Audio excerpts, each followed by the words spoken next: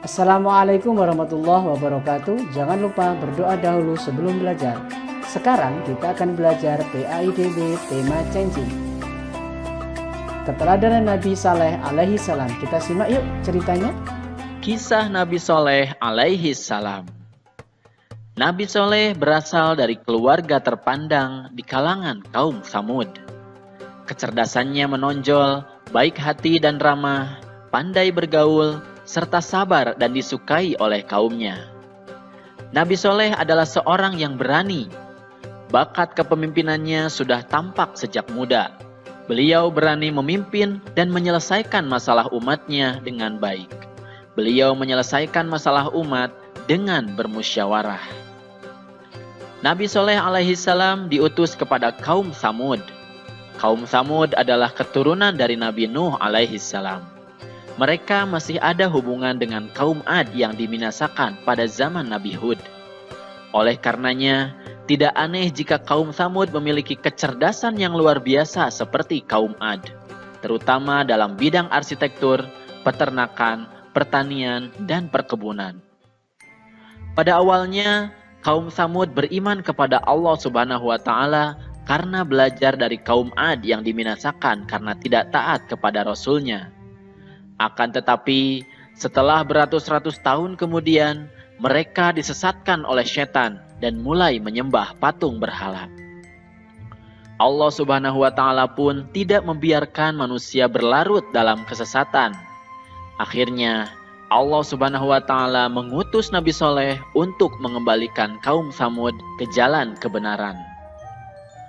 Setelah mendapat petunjuk-petunjuk dari Allah, Nabi Soleh alaihi salam yang merupakan utusan Allah mulai berdakwah mengajak kepada kaum Tsamud untuk menyembah kepada Allah Subhanahu wa Ta'ala. Akan tetapi, sebagian besar kaum Tsamud menolak ajakan Nabi Soleh untuk kembali ke jalan Allah dengan alasan bahwa sesembahan mereka adalah sesembahan nenek moyangnya. Hanya sebagian kecil saja yang menerima dakwah Nabi Soleh untuk beriman kepada Allah, terutama dari golongan miskin dan lemah. Para pemuda kaum Tsamud pun marah. Mereka tidak ingin kaum Tsamud mengikuti dakwah Nabi Soleh. Mereka menginginkan mereka tetap menyembah berhala. Akhirnya, untuk meruntuhkan wibawa Nabi Soleh, mereka menantang Nabi Soleh untuk menurunkan mukjizat yang mereka yakini Nabi Soleh tidak akan dapat membuktikannya. Nabi Soleh pun menuruti permintaan mereka dengan syarat bahwa mereka harus beriman kepada Allah. Lalu mereka pun pergi ke atas gunung. Dengan penuh pengharapan, Nabi Soleh alaihi salam berdoa kepada Allah Subhanahu wa Ta'ala untuk menurunkan mukjizat. Akhirnya, Allah Subhanahu wa Ta'ala pun mengabulkan doanya Nabi Soleh. Allah mengeluarkan unta dari dalam batu. Unta itu besar, gemuk, berbulu tebal, serta hamil 10 bulan. Kaum Tsamud pun terkejut akan mukjizat Nabi Soleh alaihi salam. Mereka memang ahli memahat, tapi mereka kagum bahwa unta yang sangat indah ini adalah asli, bukanlah sebuah pahatan. Lalu Nabi Soleh pun memerintahkan kepada kaum Tsamud untuk menjaga unta ini. Jika tidak, maka nantinya azab Allah akan datang. Nabi Soleh pun meminta kaum Tsamud untuk mengutamakan unta itu dalam memberi makan dan minum. Unta itu pun bebas berkeliaran di tengah-tengah kaum Tsamud. Pada saat unta itu hendak minum di sumber mata air, semua ternak menyingkir seolah-olah mempersilahkan unta tersebut untuk minum. Air susu unta itu pun cukup untuk memberi makan orang-orang setiap hari. Mereka boleh memerahnya, tapi tidak boleh mengganggunya. Akan tetapi, mukjizat Nabi Soleh ini tidak menjadikan para pemuda kaum Tsamud beriman. Meskipun hal tersebut membuat Nabi Soleh semakin disegani dan semakin bertambah orang yang beriman, mereka tetap berpegang pada sesembahan nenek moyangnya.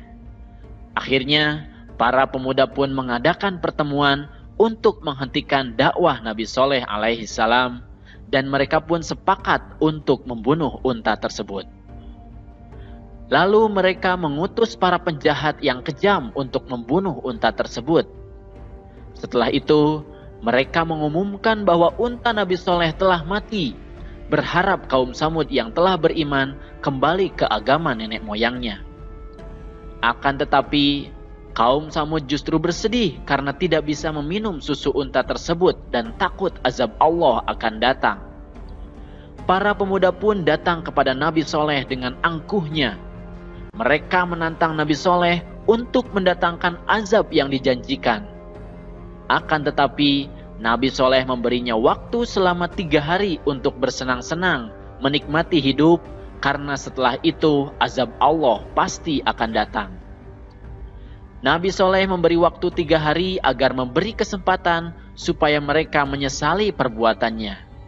Akan tetapi, orang-orang kafir itu justru menunggu-nunggu azab apa yang akan terjadi, sambil gelisah karena takut azab tersebut benar-benar datang. Akhirnya, para pemuda pun sepakat untuk membunuh Nabi Soleh alaihi salam agar azab itu tidak jadi datang. Mereka mengutus kembali para penjahat kejam yang telah membunuh unta Nabi Soleh untuk membunuh Nabi Soleh. Akan tetapi, rencana tersebut digagalkan oleh Allah Subhanahu wa Ta'ala. Allah menghentikan mereka dengan menimpakan batu dari langit sehingga para penjahat itu mati. Kemudian Nabi Soleh beserta kurang lebih 110 pengikutnya pun berhijrah ke Palestina untuk menghindari azab yang akan didatangkan oleh Allah Subhanahu wa Ta'ala. Meskipun begitu, Nabi Soleh alaihi salam bersedih karena sebagian kaum Samud masih tidak mau beriman kepada Allah. Setelah 3 hari berlalu, datanglah azab dari Allah yang dijanjikan. Terdengar suara sangat keras dari langit, petir menyambar, dan bumi pun berguncang. Akhirnya, kaum Samud yang kafir pun mati dengan mengenaskan. Bangunan-bangunan yang telah didirikan ambruk, maka binasalah kaum Samud tersebut. Sampai saat ini, kita masih bisa melihat bangunan-bangunan yang didirikan kaum Samud tersebut berada di Saudi Arabia. Oke, terima kasih. Alhamdulillah. Wassalamualaikum warahmatullahi wabarakatuh.